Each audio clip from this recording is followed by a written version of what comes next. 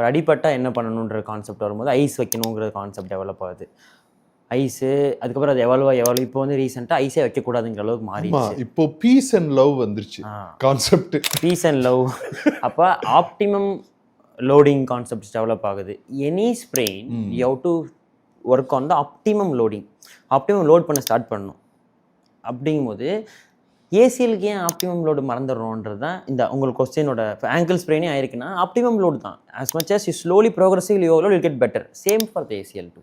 அதுவும் ஒரு லிகமெண்ட் தான்.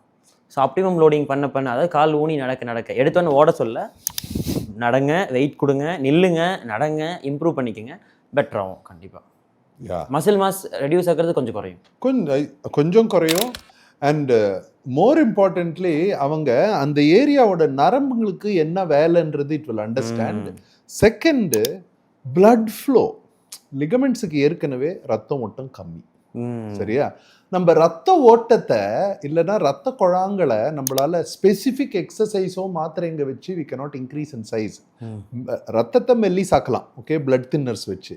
பிளட் ஃப்ளோ, பிளட் வெசல்ஸோட சைஸ் இன்க்ரீஸ் ஆகணும்னா மசில்ஸோட சைஸ் இன்க்ரீஸ் ஆனதான் உண்டு.